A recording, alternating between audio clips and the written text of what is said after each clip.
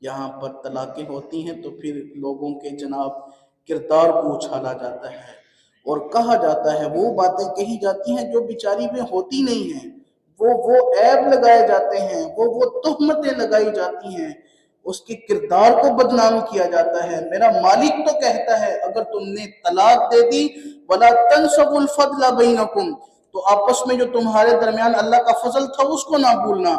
پھر فرمایا إِنَّ اللَّهَ بِمَا تَعْمَلُونَ بَصِيرٌ، ہاں ہاں سنو، جو تم کرتے ہو اللہ خوب دیکھنے والا ہے۔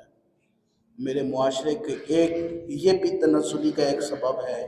پہلے طلاقیں ہوتی ہیں، طلاقوں سے پہلے بھی کچھ لوگ ہیں جو نفرتوں کے بیج بوتے ہیں، میاں بیوی کے درمیان جو نفرتوں کے بیج ڈالتے ہیں۔ یاد رکھیے ایسے لوگ دنیا میں بھی ذلیل ہوتے ہیں اور میدان محشر میں بھی یہ ذلیل ہوں گے۔ اور پھر کیا ہوتا ہے جناب، جب طلاق ہو گئی تو پھر وہ لڑکی کے عیب اچھالے، یار وہ بھی تو کسی کی بیٹی ہے، وہ بھی تو کسی کی بہن ہے، اس کے عیب اچھالتے ہو۔ کل تمہارے گھر میں بھی بیٹی کی ڈولی اٹھے گی، کل تمہارے گھر سے بھی بہن کی ڈولی اٹھے گی، پھر اس کی بھی کوئی کردار کشی کرے گا۔